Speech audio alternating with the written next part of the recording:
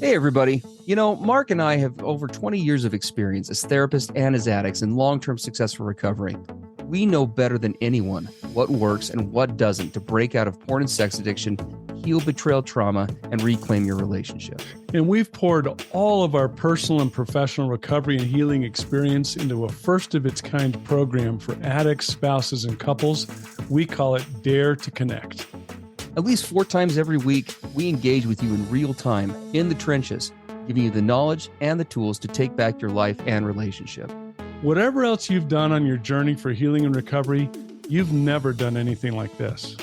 You know, Mark and I, we've made all the mistakes, so you don't have to. Don't reinvent the wheel. We all know tomorrow never comes. Look, don't wait one more day to change. Claim your free 2-week trial today at daretoconnectnow.com.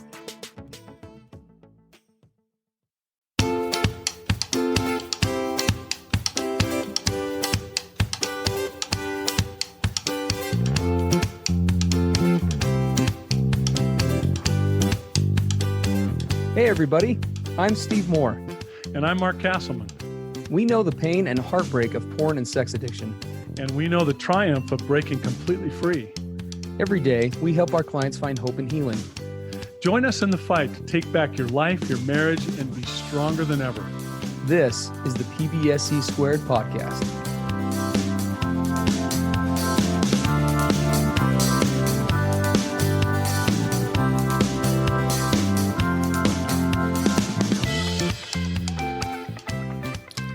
Hello, everybody, and welcome to Dare to Connect. Steve Moore and Mark Castleman here. It's great to be with you guys today. Happy New Year. It's 2023. Good to be with you guys. This is actually our 3-year anniversary of the PBSE podcast today. We were going to play some cool music for you, but our soundboards are acting up today, so we're not going to be able to do that, but just really wanted to express our gratitude to you as we jump into the podcast for your patronage and your listenership.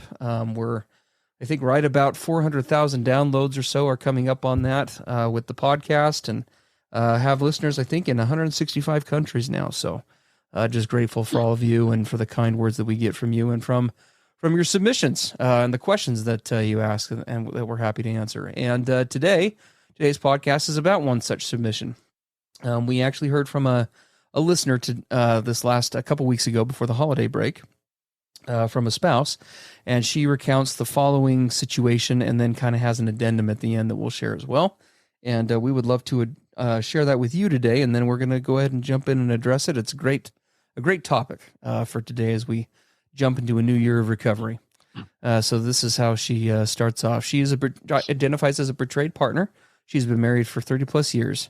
And she says that her big concern is that they have put in a long stint into recovery, she and her husband.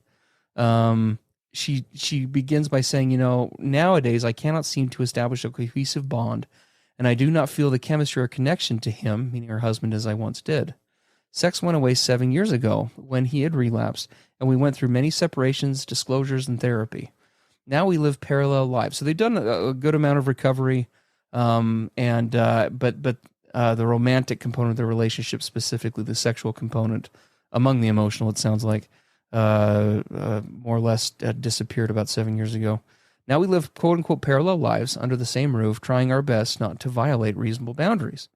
We have common interests, no resentments, but no chemistry or spark either. I accept him for who he is, and I appreciate him as a friend and father of our grown children, and we both have separate careers. I want to move on, which I have brought up on many occasions. However, he is very opposed to the idea, which I believe is tied to his very strict religious upbringing. I am seeking your perspective on partners who, like me, have worked through the tougher parts and are ready to say, quote, it is finished, unquote. My partner creates such a guilt trip for even entertaining the idea of a permanent separation. I sense I may be on my own in this endeavor, which again is a traumatic place to be. He runs 2 groups for men in sex addiction, and I work with addicts and partners, ironically. Thanks in advance for all you guys are doing and for such an incredible podcast. And then we had reached out to her to clarify, because when she said move on, it sounded like that possibly was referring to moving on as in divorce, and it seems to kind of read that way initially, but when we did reach out to her, she wrote back and said this: we are not at the divorce juncture, or maybe me more than him, But the point of my question was to address the quote ambivalence unquote that a partner feels and to get some validation. Wishing you both a very warm and wonderful holiday, she says. Mm. And so that's kind of where we are at today. And it's a great question because it's definitely not the first time this has come up in either of Mark's or I offices, and a good one to jump into, I think. Yeah, and I think the thing that jumped out at me that there tends to be a lot of interpretation, personal approach. The culture certainly has a great deal of pressure and influence on us in this regard. When she talks about the fact that there's just no chemistry or spark. And when I hear those words, and I've worked with clients where they've expressed that, right? The chemistry and spark is gone. The first question I have whenever somebody says that is, tell me more about this chemistry or spark. What does that mean to you exactly? Yeah. Right? Because that's a really important thing to focus in on. I mean, are we talking the original chemistry or spark that we felt for each other when we were first dating and courting, right? Way back in the day? Does it mean that, we can hardly resist ripping each other's clothes off as we pass in the house? I mean, what does it mean that there's no chemistry or spark? Mm-hmm. Because other people would not necessarily equate that to the sexual or the physical at all. They would say chemistry or spark, for example, could be an emotional chemistry, or a spark that says, we're really awesome friends and love to be with each other. It's just exciting to be out doing things together. Yeah. So what does this chemistry or spark mean? Yeah, it's a great important question to ask. First of all, I mean, with many of the clients that Mark and I work with, I'm sure many of you can relate. They're more than we oftentimes acknowledge. We tend to operate in relationships under a lot of shoulds, right? And shoulds aren't all inherently bad. When I say shoulds, I mean kind of expectations of relationships and what they should look like and what they should not. I mean, there is, kind of a general consensus about some of the basic components of relationships and how they should operate and things. But that being said, sometimes we tend to get so involved in the shoulds, especially around the ideas of, staying in a relationship versus not, that it can be really easy to not take the time to ask the important questions, that sometimes may open the door to other options. And we're not in any way saying that anybody here should separate or divorce. We're simply saying that it's important for couples in order to really choose one another. We were talking about this earlier on the Dare to Connect program last week. In order to really choose one another, that also means being able to truly consider all of the other options, right? If I'm going to truly choose to be with my partner, that also means that I have to be able to explore and have explored and contemplated the idea of not choosing my partner and doing something completely different. Now, that to some of you, that may sound odd, but to others, I know that may sound like something that's important, because so often I think we do get in relationships, and because of our background, whether religious or otherwise, it's just like, well, we're married, and of course we're going to stay married. That's just what you do, right? We've been married for 30 years, and so we're going to stay married for another 30 years. And obviously, Mark and I are huge proponents of relationships staying together wherever possible. But at the same time, we're also not proponents or fans of people doing that if that's not authentic for them, or if that's going to come at the cost of, them being able to be them. And so that kind of first question of, do we want to be together still? And having those conversations and being willing to open that kind of discussion and that dialogue is important when addressing what Mark is talking about, right? Can we sit down and really get real with ourselves first, but then also with each other about, like, what do I even mean when I say chemistry? What do I mean when I say spark, right? Because for one couple, I can think of two couples right now that I've been working with for some time, where if you said chemistry or spark with the one couple, that is going to mean, we want to cuddle more and have like sweet experiences together and, quiet moments, but probably still on a more reserved level, especially in the romantic department. Whereas for another couple, that's going to involve, new sex toys and a whole new way of doing things and, dramatically increasing our physical intimacy and all sorts of stuff. And there's not a right or a wrong to that. It's simply about being realistic with yourself so that you can then share that with your with your person, right? What am I, when I say I want to make a shift in this relationship when I'm wanting more of this? Have I really taken the time to figure out what that looks like, right, for me? Like, what would that mean? And what would that mean to them? And can we open up a dialogue? Yeah. How many couples have actually sat down after taking individual time, really deep pondering, journaling, individual time to really write down in detail, here are the needs that I have, the needs that I have from you as an individual, as my spouse or partner, and the needs that I have from the relationship together. Mm, How many have taken the time to write that all out individually and then come together as a couple to share it? yeah. The place where I find that ambivalence and indifference, right? Living as married singles, ships that pass in the night, all the different phrases you hear. Whenever I see that that's happened in a relationship, I will guarantee to you that it's because the lines of healthy communication and connection have broken down. Now, in some cases, those healthy communication and connection may never have existed, sadly enough. Right, the excitement of dating and courting and the early years of marriage, that novelty and excitement and newness kind of carries you through. But after that wanes, which it always does, and sort of that novelty and newness fades into the background, what do you have? Well, if you don't continue your open dialogue and connection and really sharing with each other, the feelings and thoughts of your heart, you can easily begin to drift apart. Yeah. Because you don't feel like you're being heard, you don't feel understood, your needs aren't being met. And yet, where has been the clear communication about those things? Mm-hmm. And lots of things can divide that, right? Or get in the way of that. I mean, we're not talking, I mean, we're obviously talking about a situation here where you kind of have a mix of two things, it sounds like. We have this kind of recovery process that's happened along with, being preceded by betrayal and a lot of hard things, and then a lot of work.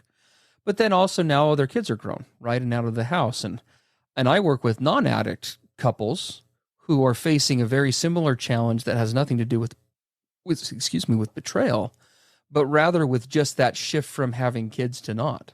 Mm-hmm. Right? I've got one couple actually I'm working with right now. This is one of the challenges that they're facing is, they for the longest time were in that kid raising stage, right? He was working all the time. She was with the kids. They had a lot of kids.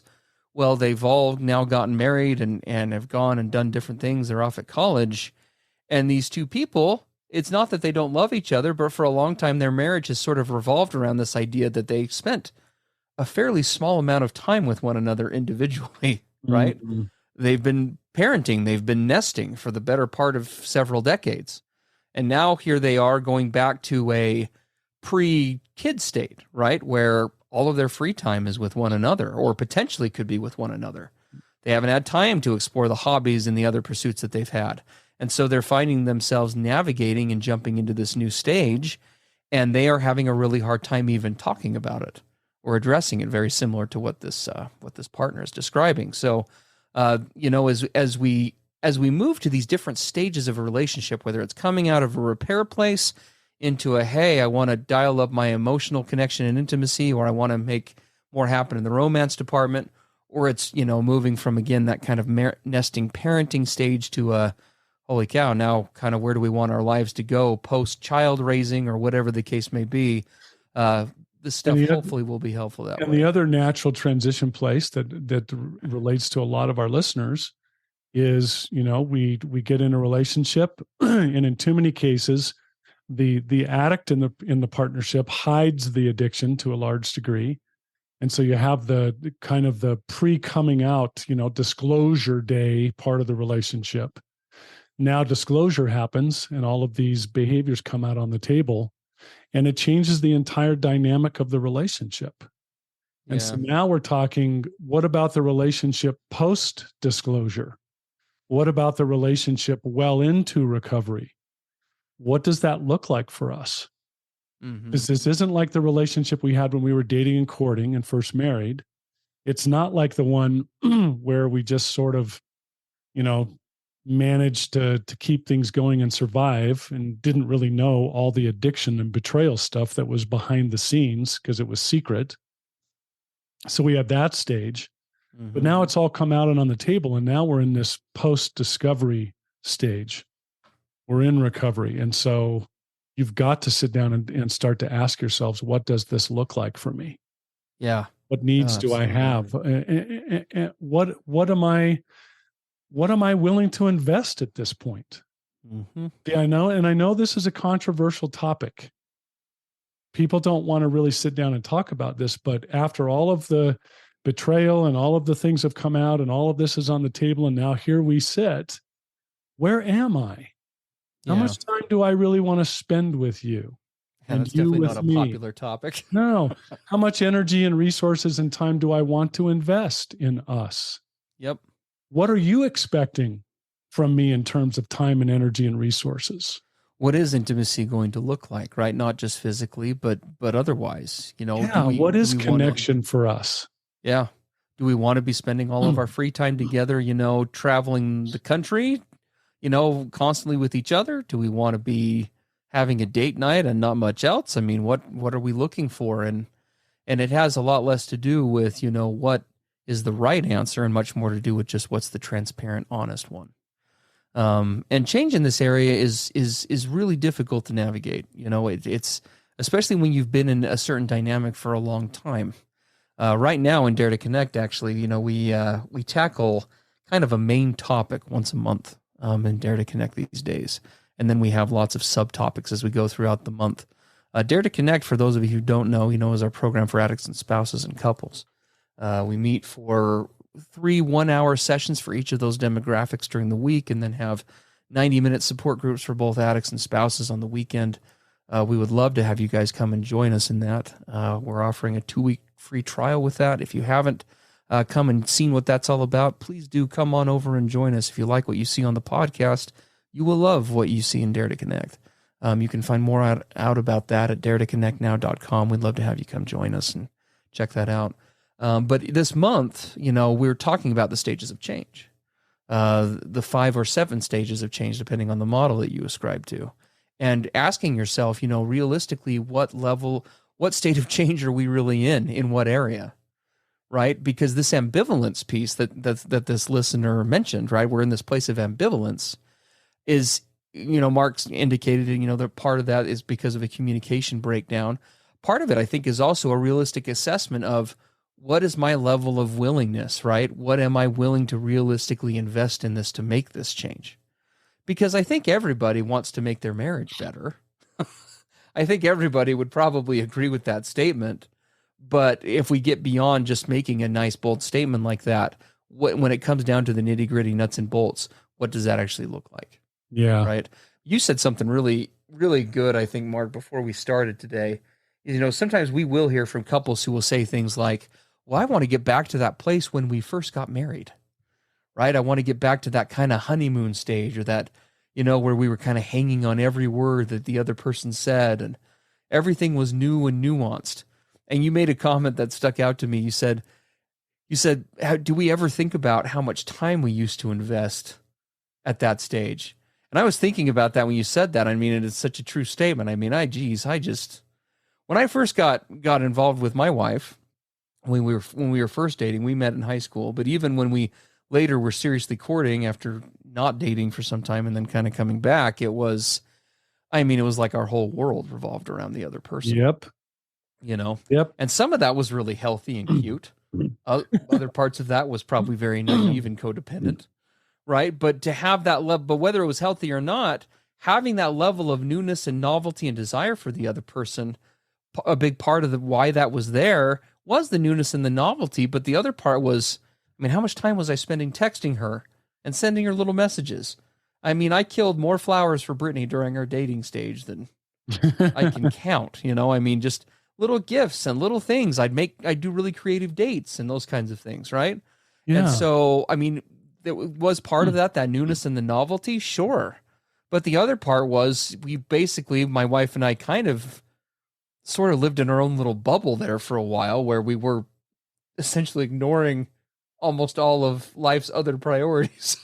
Yeah, of course it can be a little excessive, but that's understandable with the whole courting and dating thing. But sure, what I find is still there.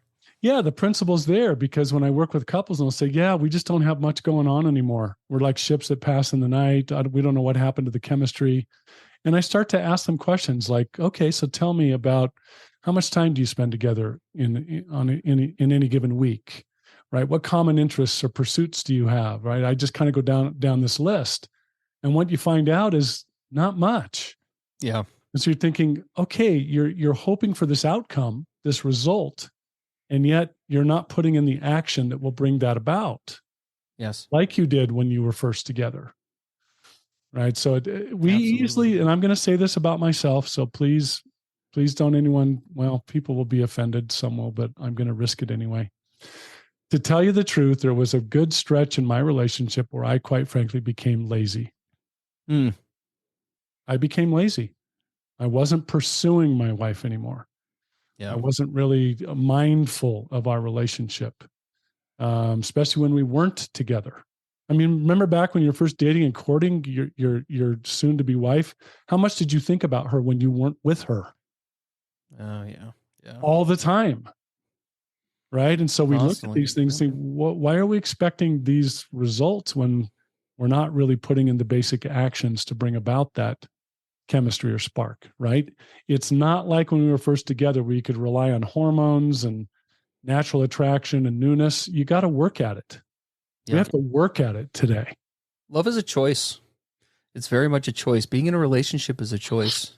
We talked about this a while ago on Dare to Connect. This is kind of one of my soapbox topics, so I can kind of go off on it. I won't today because we got to wrap up. But so I got to tell you, in American culture, I hate the term falling in love.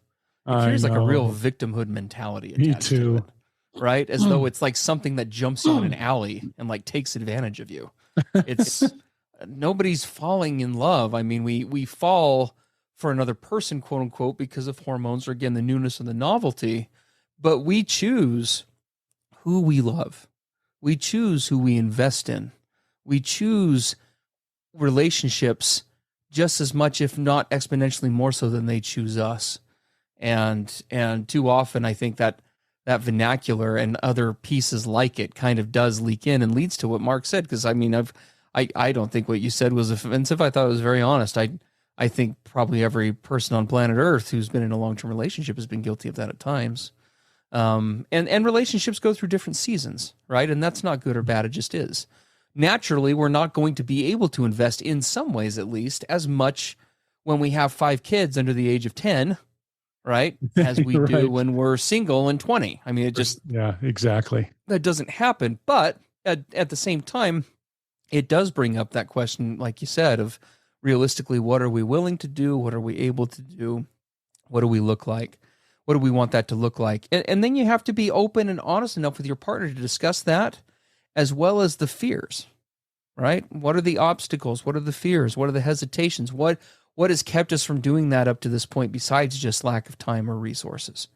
And can we address and get honest about those? So that's the next Well, thing. because in a lot of times ambivalence or indifference come about because of fear. Oh yeah. Or overwhelm, or I don't want to have that hard conversation. I don't want to confront this part of our relationship. I can't say that. I can't express that. And so what do? We basically just sort of retreat into our own isolated space. Yep.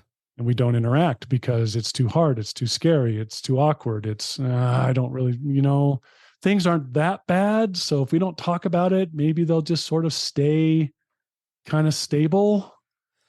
Yeah, and people are going to probably hate this term that I'm going to use, but it kind of like you, at the risk of offending. I mean, in many cases, I think we just kind of settle. Oh yeah, we get comfortable, Yeah. And, yeah, we don't choose that we don't choose for something bigger. So, I mean, and now there are a couple pieces as we wrap up that we talked about that we definitely want to share with you before we stop. Right now, it is important to be living in the now and recognizing that you got to make sure that the goals that you have when you're talking about these kinds of things are realistic. Yes. And this isn't just when it comes to, a new coming out of a new stage of life and wanting to bring juice back into your marriage. This applies after betrayal, applies after all sorts of things with recovery, right? There is no such thing as going back, right? Obviously, can we cultivate newness and novelty in a relationship? Yeah, of course, to a degree. But if our goal is to somehow try to make a marriage exactly the same way it was when we were discovering everything out for the first time, and absent all of the past experiences and things that we've had, not only is that an unrealistic goal that will leave us with disappointment, I would say, I think in most cases, having done, working with clients for as long as I have, I don't know that most couples, if they really think about it, would really want to go back to that. No. Right. It's about how do we cultivate a lot of those awesome characteristics while recognizing that we still are where we are. So how do we create that in the space that we are in now? Yeah. Yep. And daring to sit down and talk about where are we today? Yep. Right. What are your needs? What does chemistry and spark mean to you? If we were to go about restoring those things, how would we do that? Mm-hmm. Right? This open, honest, transparent dialogue that we're so afraid to have. And yet, if we don't, we just stay in limbo. Yep. The same old just keeps happening, month after month and year after year. And once we've kind of gauged that, right, the last thing then, of course, is we need to set some realistic and consistent verifiable goals, right? Start simple, start with something specific, and begin and then build from there. Right. And the conversation that we're talking about here, by the way, everybody, if we haven't made this clear, this needs to be an ongoing one. Right. If you're going to want to, this can't be like a couple of weeks ago on the podcast, we talked about parents having, quote unquote, the sex talk, right? This one-time awkward event. This also cannot be an awkward one-time event. No, we would highly encourage all of you. You should be visiting these things at least on a weekly basis. Yeah, this should be something that we collaborate with, and we say, look, this coupleship is it's just that. It's a ship. How do we want to steer it? Right? Where do we want it to go? We're both at the helm here. We got to be checking in and setting goals and reviewing our progress. And if something's not working, we make new ones, right? And we have to develop a consistency to it. Yeah, and if you want to start to restore chemistry and spark, how about choosing one really narrow part of your lives with each other and go enjoy that and experience the chemistry or spark returning for that? Absolutely. So, for example, maybe we have a common passion for art or music or the outdoors or nature or whatever. And we choose that because we know it's a common interest and we know we've enjoyed it before. And then we plan and we go do it together. We immerse ourselves in the now as we're experiencing it. And guess what? The chemistry and spark comes back because of that experience. And if you can have enough of those experiences, you then chain them or link them together, and they now start to come into the whole of the relationship. Mm-hmm. It's gradually restoring that chemistry and spark with specific activities and interactions and connections. Yep, absolutely. Well, guys, as we wrap up today, we hope that you enjoyed the holidays and that it was restful and recharging for you. And as we jump into a new year here, and we're talking about new stages and change and all the exciting things that come with a new year, please continue to take care of yourselves. If you did set goals, make sure that they're realistic and that they're consistent. Change always happens a day at a time, whether it's a brand new year or the end of the year. So please keep that consistency in that approach. And again, we're so grateful for all of you as we celebrate 3 years of PBSE here, and just grateful for each of you, and hope that you have a continued restful and recharging remainder of the holiday season. As we jump into a new year, may we all move deeper into this recovery process and healing process together. If you do have questions that you would like asked on the podcast, you can send those to us at the contact form located at the bottom of our website, pbsepodcast.com. And again, we would love, if you like what you hear and dare to hear, then you will love what you hear and dare to connect. Please come and join us where we can take this to an interactive level with you, where you can hear on occasion from our spouses, where we can answer and interact and engage with you in chat, and where we can even have you on the show and address questions one-on-one with you, with everyone else there. A lot of cool features in that program. Hope that you'll come check it out and join us, and you can find out info with that, or regarding that rather, at daretoconnectnow.com. All right, everybody, have a great rest of your day and week, and we'll see you next time on PBSE. All right, take care. Everything expressed on the PBSE podcast are the opinions of the hosts and the participants and is for informational and educational purposes only. This podcast should not be considered mental health therapy or as a substitute thereof. It is strongly recommended that you seek out the clinical guidance of an individual qualified mental health professional. If you're experiencing thoughts of suicide, self-harm, or a desire to harm others, please dial 911 or go to your nearest emergency room.